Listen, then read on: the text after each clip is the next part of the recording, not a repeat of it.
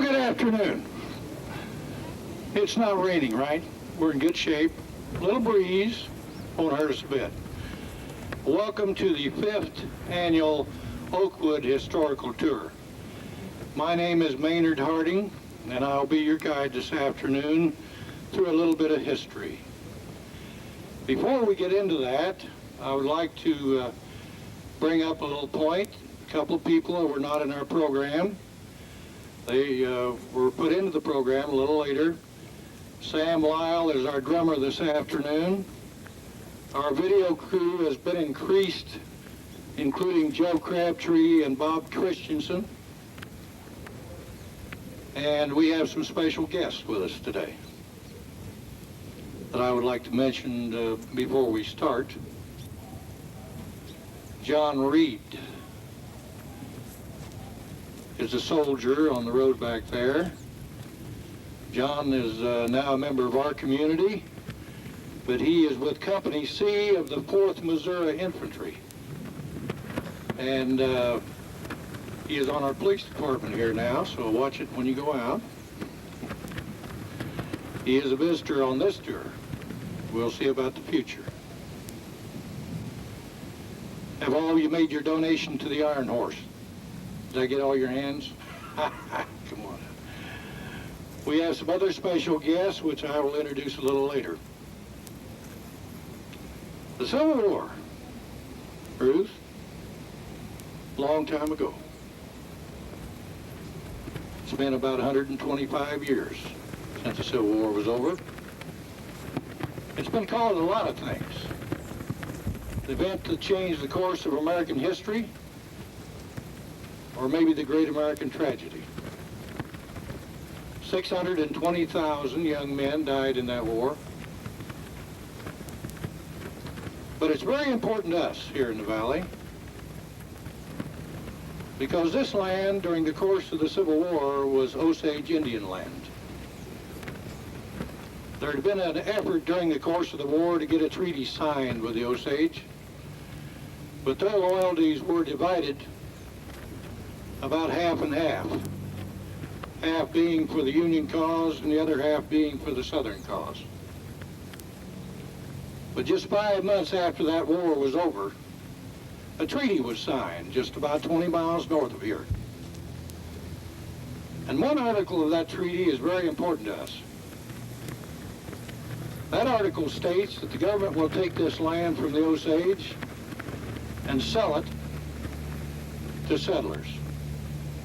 The price, $1.25 per acre for 160 acres. Now, when this treaty was signed on September 29th of 1865, it had only been 5 months since that Civil War had ended. As a result of that, we saw literally hundreds of young soldiers that had served in that war rush into this valley to get that 160 acres. That's why at Oakwood Cemetery there are 371 Civil War veterans, including 5 Confederate soldiers that we know of. They came from 18 states and 2 territories. Many people believe that perhaps there was a battle here in our valley during the war that brought all these soldiers here. That was not the case. Now you know. The first part of our program today is to pay respect. At this time, we would like to honor the memorial to the unknown soldier. And I ask for your attention.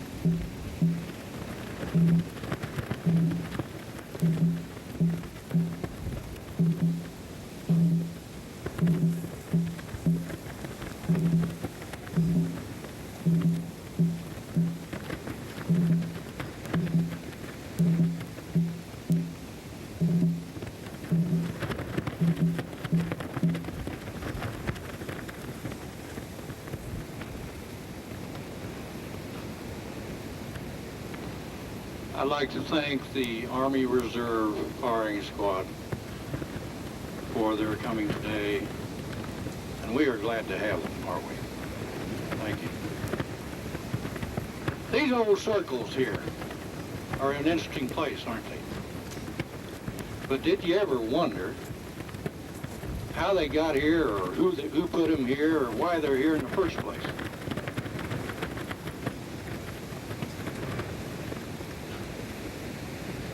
Well, they've been here a long time, I can tell you that.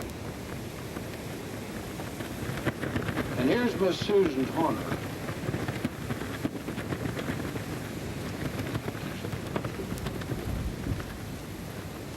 Here's Miss Susan Horner with all about the GAR. The Grand Army of the Republic was a national organization which was created at the end of the Civil War. In purpose, it was much like the American Legion or the VFW, to aid the veteran and his family in time of need, but also to intercede with the federal government in order to secure benefits to which the veteran was deserving, such as a pension or burial benefit. Antietam Post number 64 was chartered on June the 2nd, 1882, by Civil War veterans living in Parsons. There were 500 names on the rolls. They chose the name Antietam after a battle in the Civil War. It was a one-day battle on September 17, 1862, but it was one of the bloodiest battles in the Civil War. It was fought on the banks of the Potomac River. The Union soldiers lost perhaps 12,000 men. The Confederate Army lost 10,000 soldiers in this battle.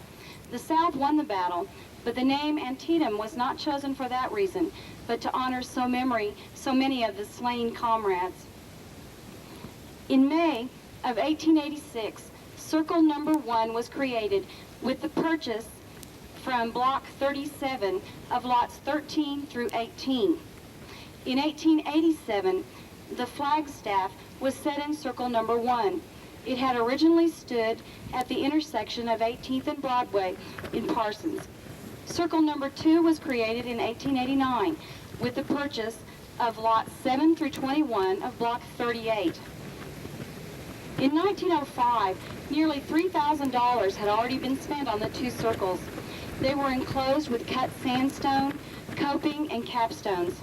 In 1898, the War Department made us a gift of the two 8-inch Columbiad cannons, and they were set in Circle Number 1 in that year.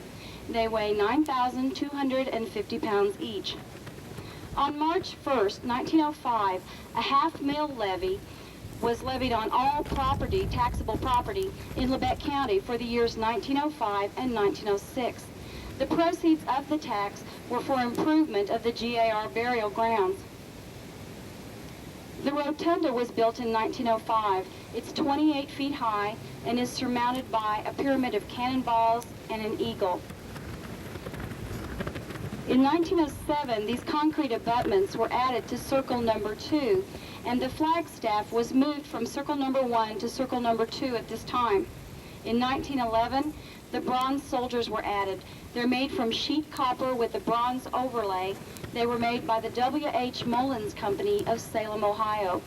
In 1913, the archway was donated by the ladies of the GAR, and then in 1921, the memorial to the unknown soldier was donated by Sons of Veterans.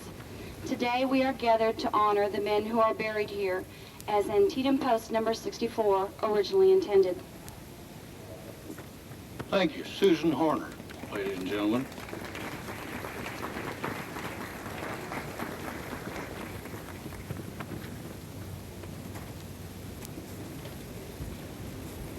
Robert Talbot.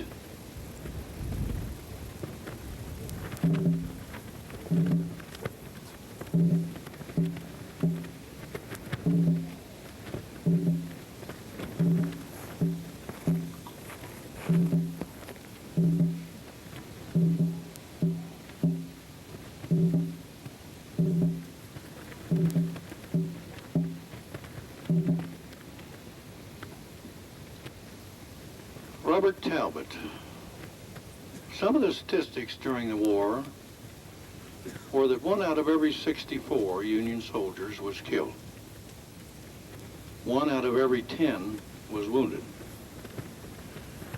Well, our Robert Talbot, his odds weren't that good. Here's Miss Sally Lundblad with Robert Talbot. Today we are honoring Robert D. Talbot. Robert D. Talbot was born on August 3, 1836 in Lisbon, St. Lawrence County, New York, and learned the trade of wagon making at an early age. In 1856, he went to the Great Lakes as a steward with the Northern Transportation Company's line of boats. In the summer of 1861, he visited Whiteside County, Illinois, and on August 7, 1862, he entered the Union Army. He enlisted with the 75th Illinois Volunteer Infantry. The regiment was attached to the Army of the Cumberland, with which he participated in 41 battles and skirmishes. He was mustered out on June 12, 1865, and returned to his former home in Illinois and went to work for the Union Pacific Railroad Company as a carpenter. In the summer of 1868, he took a homestead claim in Woodson County, Kansas, and resided there until 1872, when he came to Parsons. He built a home at 1814 Kennedy in that same year, and upon coming to Parsons, he found employment in the woodworking department of the Katy. Once he left that position, he then became Justice of the Peace in 1883 and served in that capacity until 1889. He also served on the City Council for 6 years and was a member of the Board of Education. He served as city clerk and city assessor. In 1892, he was elected Justice of the Peace, and in 1899, he was elected to the County Commission, serving until 1902. He became the United States Pension Attorney in 1891 and served in that capacity until his death. Mr. Talbot was one of the charter members of Antietam Post number 64 of the Grand Army of the Republic, and was an active member for the interests of the old soldiers. In fact, he did more for them than any other man in Labette County. He was one of the originators of the GAR circles in the cemetery, and he secured the government headstones for the graves of the soldiers. Mr. Talbot was united in Hyman's bond in 1871 to Louisa Preston. Together they had 2 children, Robert and John. Robert died at an early age. Robert D. Talbot died on June 12, 1921, at his home in Rock Island, Oklahoma, where he had been residing for the last 7 years with his son, John Talbot.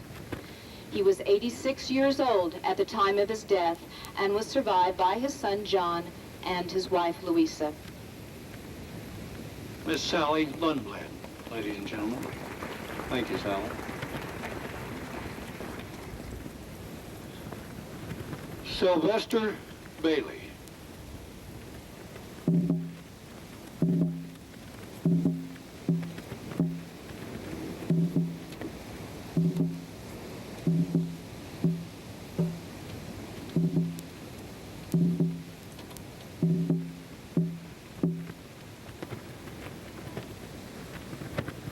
Sylvester Bailey.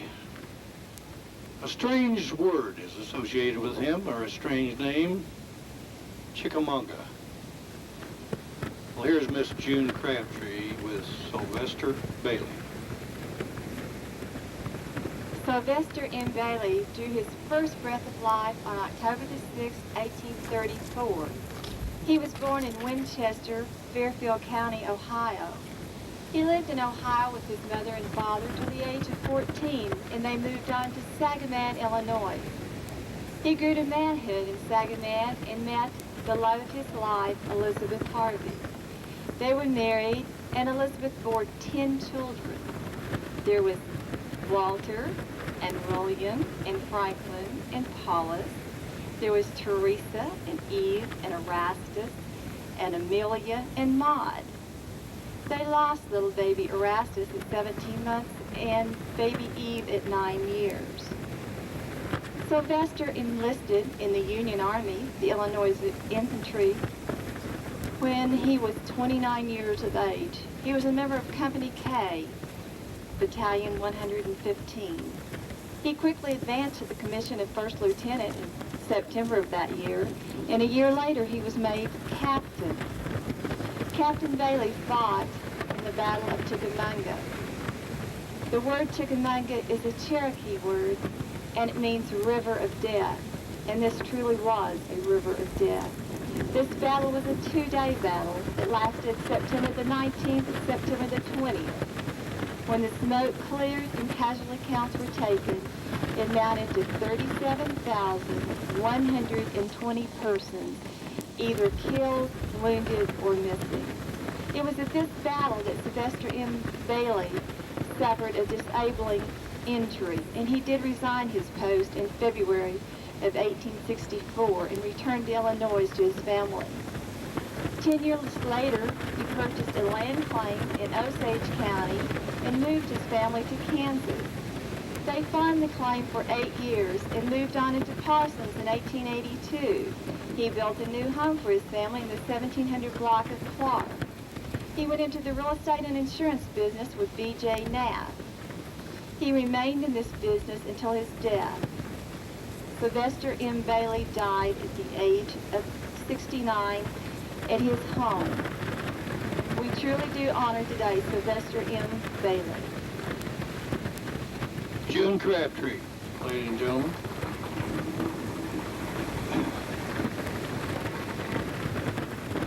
Thomas Corey. Thomas Corey.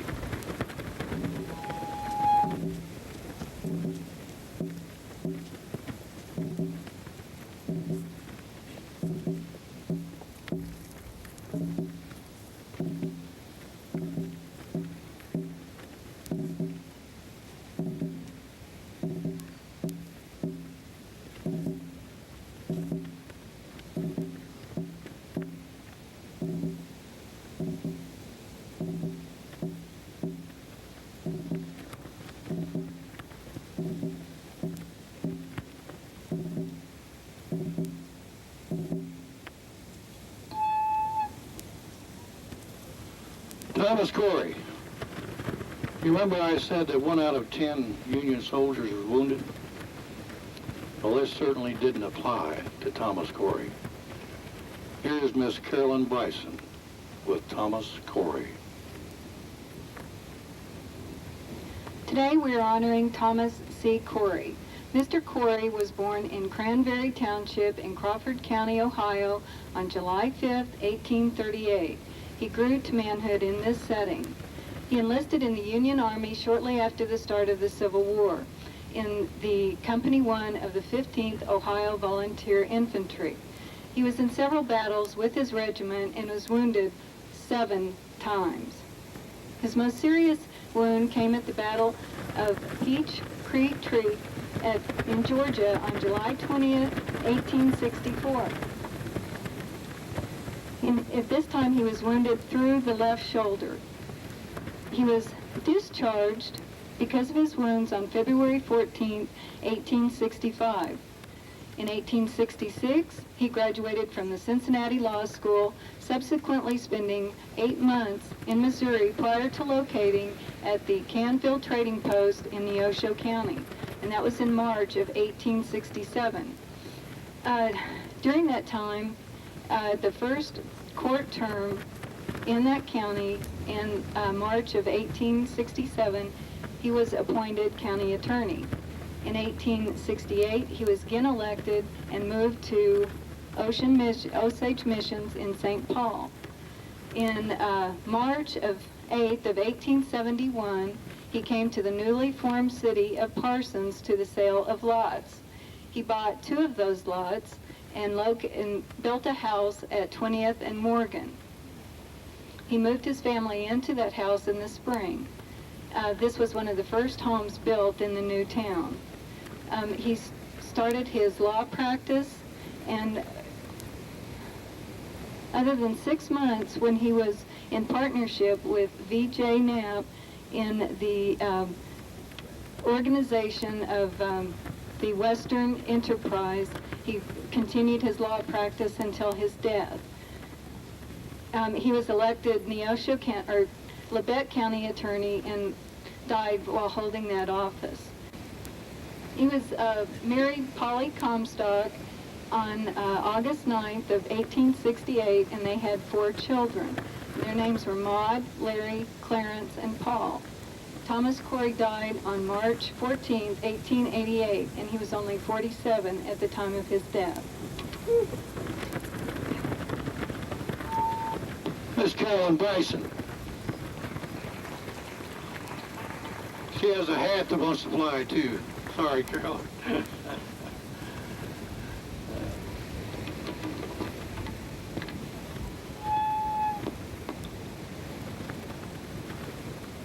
Thomas Ford. Thomas Ford.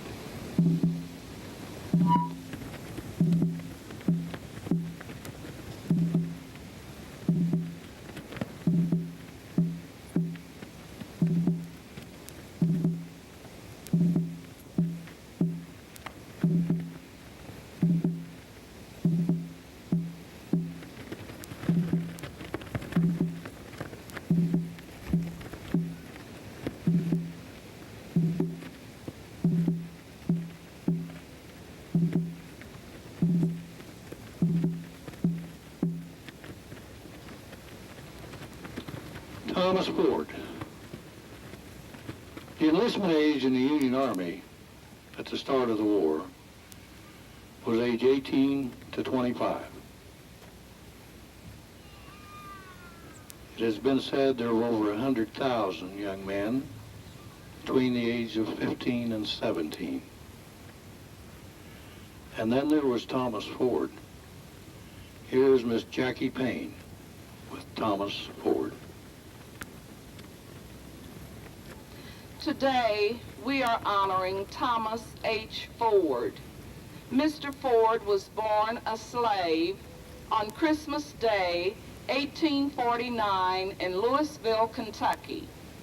At the age of 14 years, he ran away from his master and joined the Union Army in Company K of the 109th United States Colored Infantry. He served until the end of the war. He was water boy for his company, and he was discharged at Greenupsburg, Kentucky.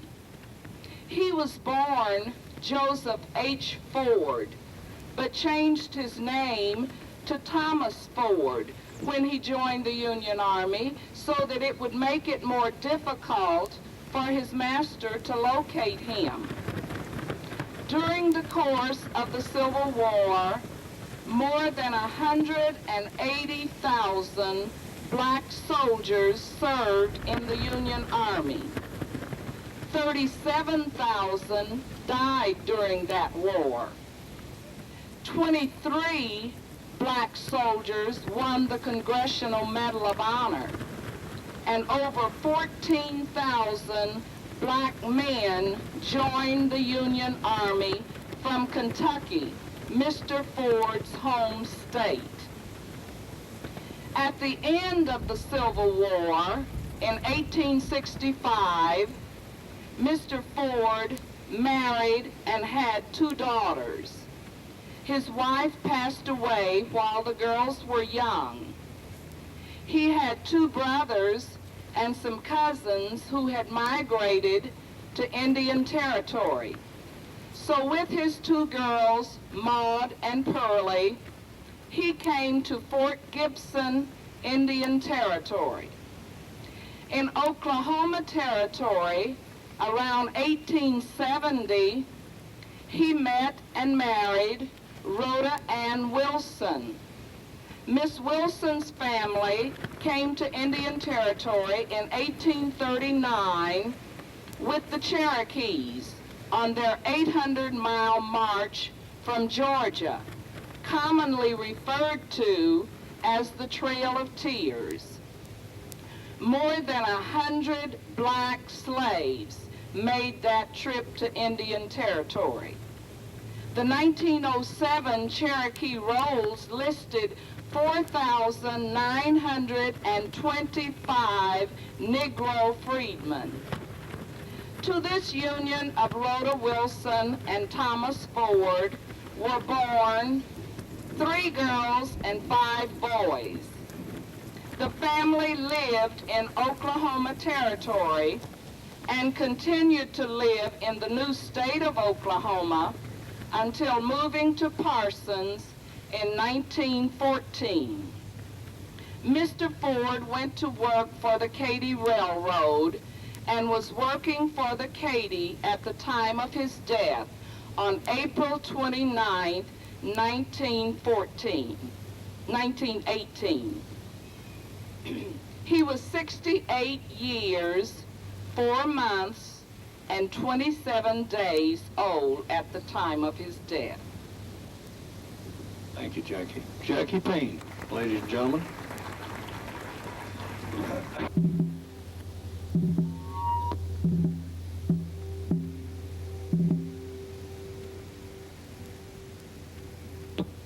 Henry Parks.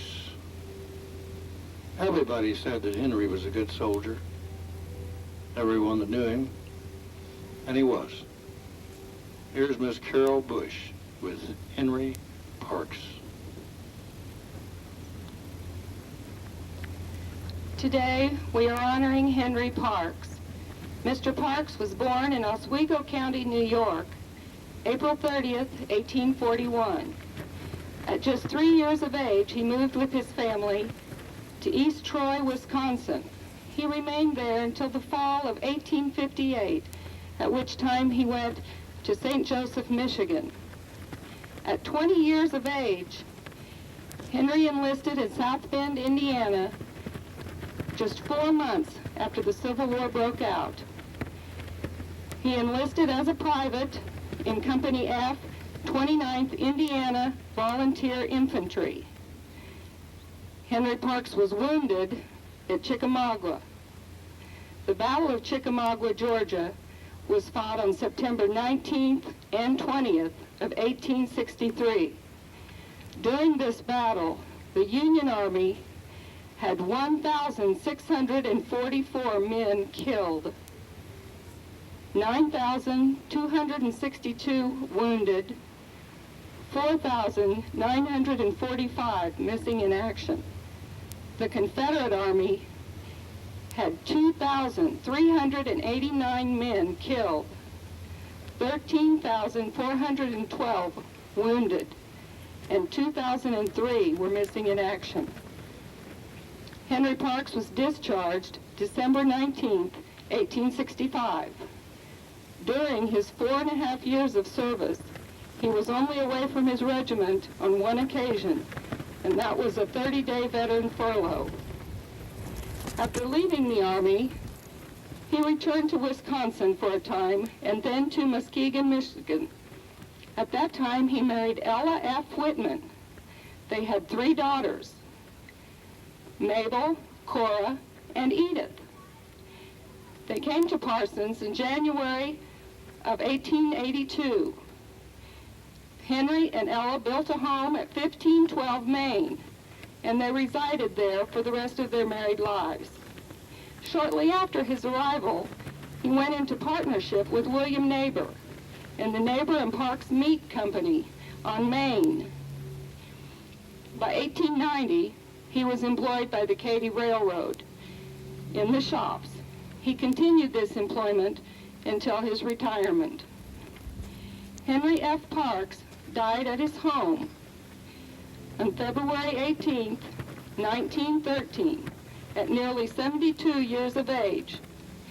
He was survived by his wife and daughters. Henry Parks was highly respected and honored by all who knew him. He was a good soldier, true to his country, and a good citizen. Miss Carol Bush, ladies and gentlemen.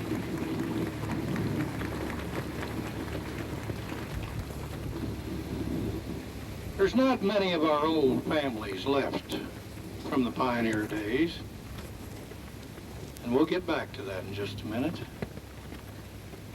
Right now, it's my privilege to tell you about Corporal Byron Markham.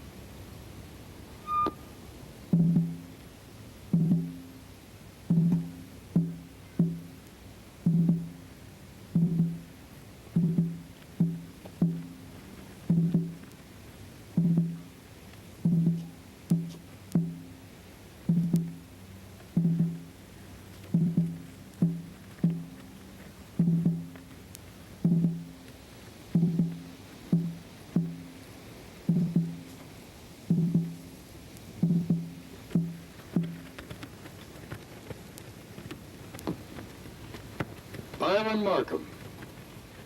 Here's Miss Leah Newland. All about it. Byron Markham. Today we are honoring Byron Markham. Mr. Markham was born in Akron, Ohio on October 18, 1865. He later moved with his family to Akron, Ohio.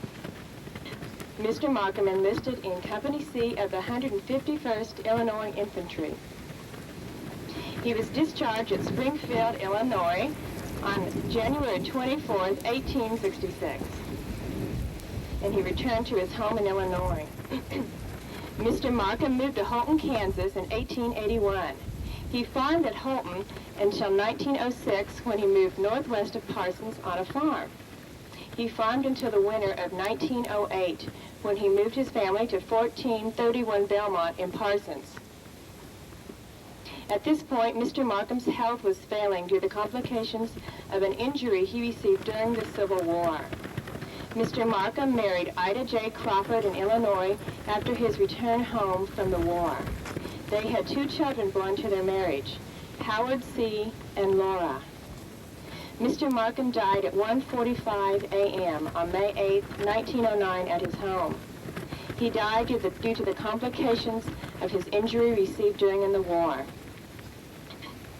Mr. Markham was buried the following day. The funeral services were conducted by his home by Dr. W.S. Davis, pastor of the Presbyterian Church and Old Soldiers of the Antietam, post number 64. Mr. Markham was survived by his widow and 2 children. At the time of his death, Mr. Markham was 62 years old. Mr. Markham was the grandfather of John Markham and Julia Piper Beckwith. Miss Leah Newland, ladies and gentlemen. And we do indeed have the granddaughter of Byron Markham with us today. Julia, would you just stand up for a minute and wave at us so we can tell you're here? Thank you for coming today, Julia. Well, we haven't had any music yet, have we? Well, here's a gentleman who knows how to do that. And this old song is an old song. It's called Going Home. Mr. Chris Rithaller, ladies and gentlemen. Going home, going home, I'm a-going home, quiet like some still day, I'm just going home. Mother's there expecting me, Father's waiting too. Lots of folks gathered there, all the friends I know, all the friends I know. Morning star lights the way, restless dreams all done, shadows gone, break of day, real life's just begun. There's no break, there's no end, just a living on, wide awake with a smile, going home.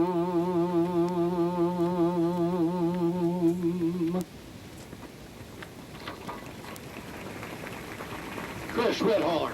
Beautiful job, Chris. Thank you. Another soldier. I liked him, our next soldier. You would think that one war would be enough. But it wasn't for Joseph Story. Joseph Story.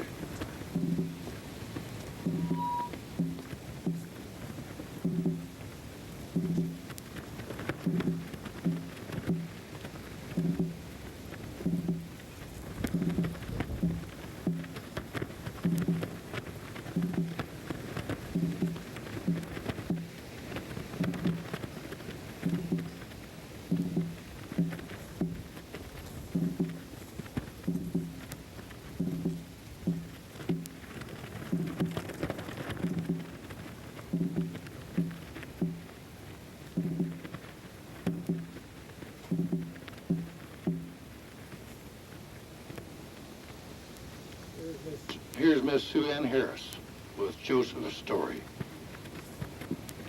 Today we are honoring Joseph Story. Mr. Story was born in Pennsylvania in 1823. He attended the common schools and grew to manhood there.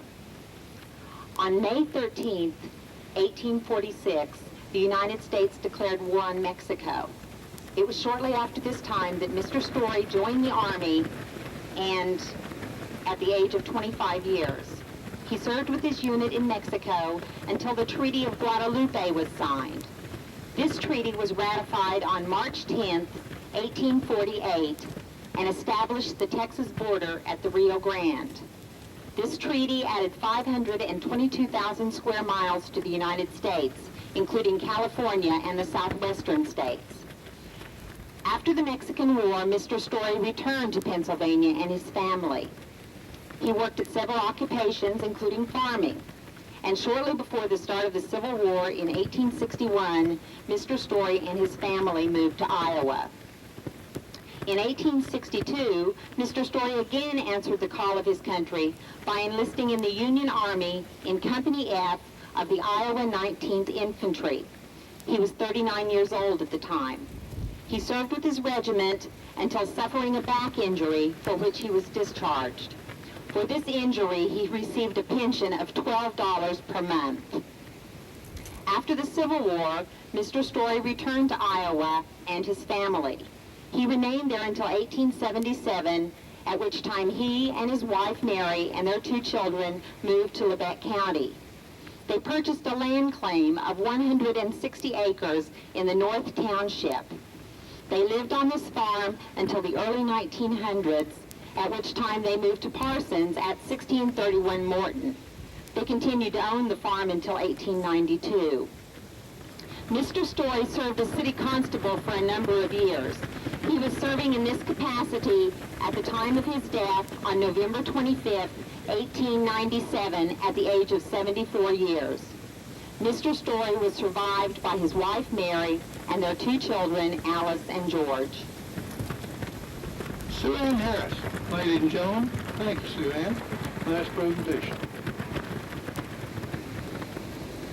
Aren't you glad the wind's not blowing? Can you hear it through this wind? You hear it all right? Okay. Henry Partridge. Our next soldier is Henry Partridge.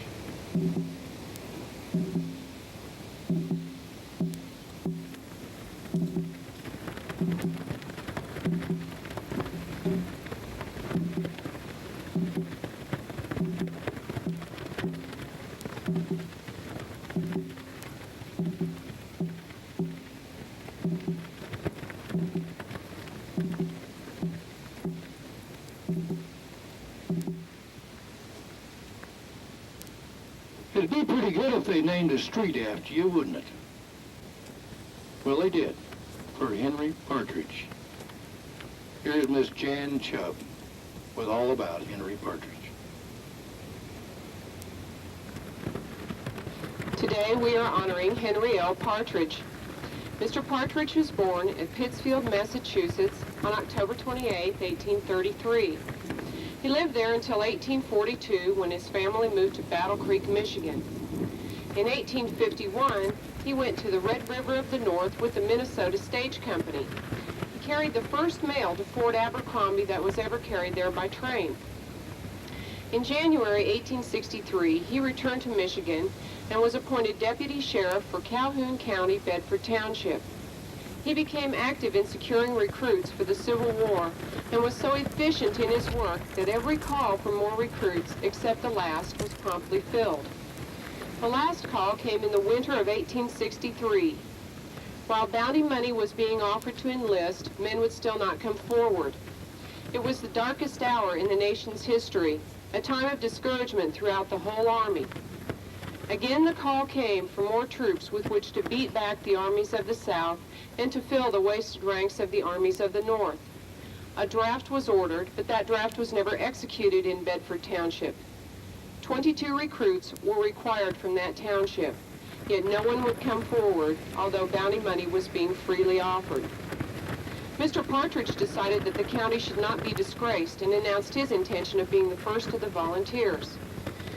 17 more men followed his lead, and within a few hours the remaining 5 men were signed. Mr. Partridge enlisted in Company I of the 9th Michigan Infantry. He served under Captain R.J. Berry at Camp Jackson, Michigan, as Deputy Provost Marshal. He served there until April 1865, then went to Jacksonville, Tennessee, until September 15, 1865, when he was mustered out of the service. He returned to Michigan and remained there until he came to Kansas in 1869. In September, he purchased a land claim on Section 13 of Walton Township, which is now the Parsons State Hospital and Training Center grounds. He paid $1.25 an acre for the claim. In 1870, he was appointed Justice of the Peace by Governor Harvey. He served as Justice of the Peace for 10 years. In April 1871, a month after the city of Parsons was founded, he was elected the first police judge.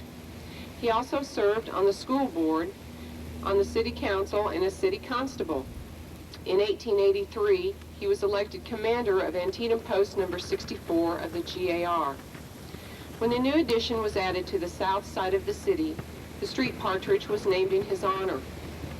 Mr. Partridge was married on June 26, 1856, to Eliza A. Parker. They had 3 children, Hattie, Mary, and James. Mr. Partridge died on January 23, 1906. Funeral services were conducted by the Reverend Horace Carr of St. John's Episcopal Church, of which Mr. Partridge was a member. Jan Chubb.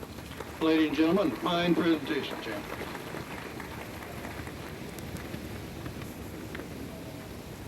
Charles Hazard. Charles Hazard.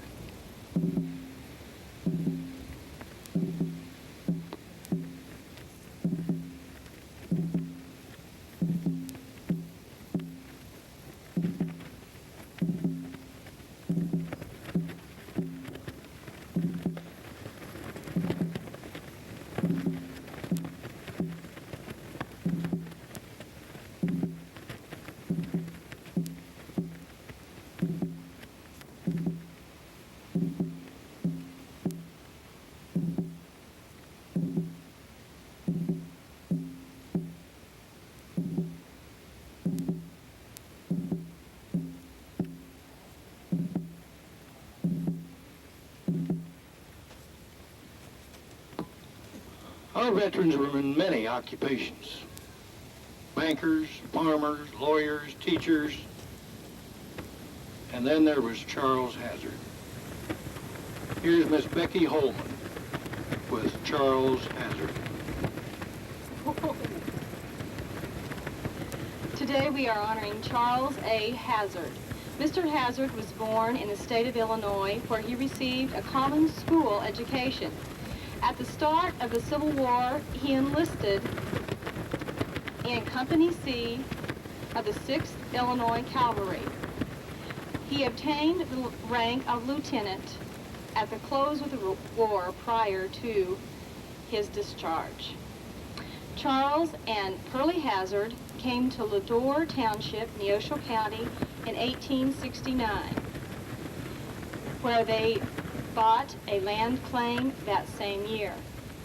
In the spring of 1870, they built a 2-story wood frame building in the new town of Ladore. The town sprung up because of the construction of a new railroad from Junction City, Kansas to the Indian Territory. In the winter of 1870, news was spread among the settlers that there was a new town planned just 4 miles south of Ladore, where there would be a new crossing of the Junction City line and Sedalia, Missouri line of the MKT Railroad. This generated a lot of excitement among the settlers because it was going to be a railroad town, and with it being a railroad town, there would be jobs available for everyone. So the Hazards decided that they would move to the new site, taking their building with them. So in November of 1870, Charles A. Hazard put skids under his 2-story wood frame building, and with 6 head of oxen, moved the building to the new town at the site just west of the present Parsons Commercial Bank. There he set up a saloon, and on the top story they lived in the 2nd story. Well, Mrs. Hazard was by faith a Presbyterian, and her most heartfelt desire was to start a congregation in the new town of Parsons, Kansas. So they had a big problem because they did not have a place to meet. And although a saloon might be a most unlikely place to worship the Lord, that is indeed where the first Presbyterians of Parsons, Kansas met. Mr. Charles Hazard died at his home in March 8th of 1883. Becky Holman, ladies and gentlemen. Did you know that about the Presbyterians, Julia? When that war was over, did they all go home and just forget that it ever happened? Well, there's been a problem in every war. Going home and finding home for a young soldier are two totally different things. And here's Mr. Richard Dearth with Going Home.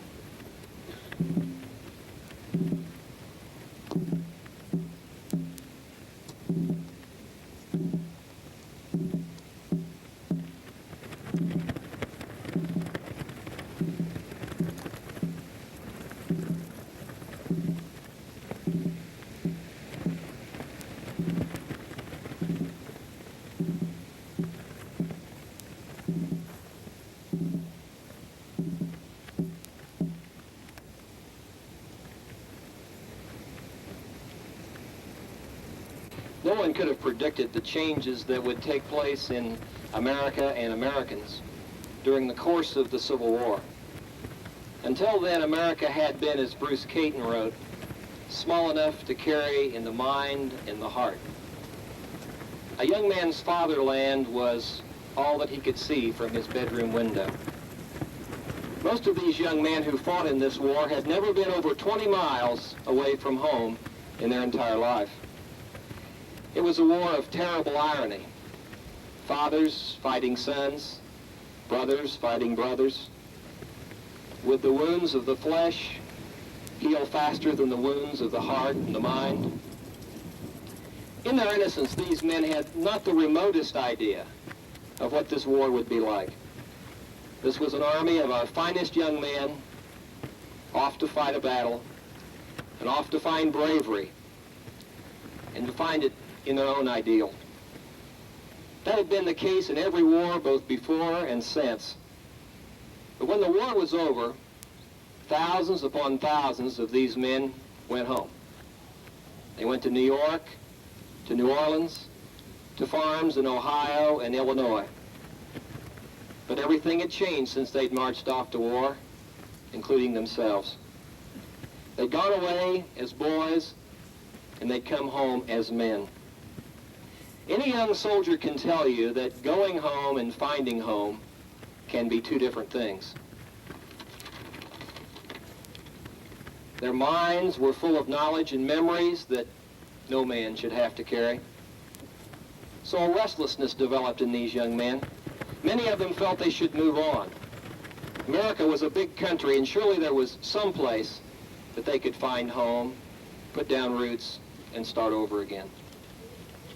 Hundreds of these veterans came into this valley because they found out that 160 acres of land could be purchased for $1.25 an acre.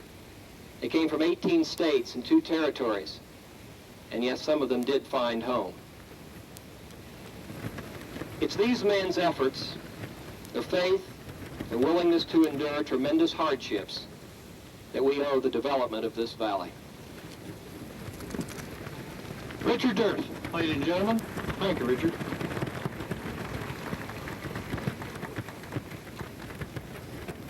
Well, we planned your program for an hour today, and we got pretty close. This has been our 10th tour since 1986, and perhaps that's enough. Have you had enough of this? Thank you. Next May of 1992,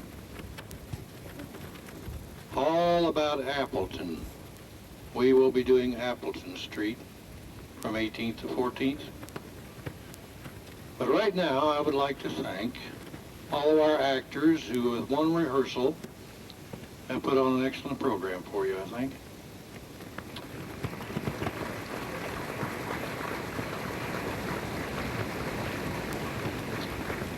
I would like to thank the research team that has spent literally hundreds of hours researching these soldiers in our program today. The Lions Club and the Elks Lodge for their help today, the Parsons Veterans Association. So many people that have been involved in this program. 83 individuals altogether have worked today in one capacity or another. But my thanks is especially to you for coming out on a windy afternoon and listening to the past.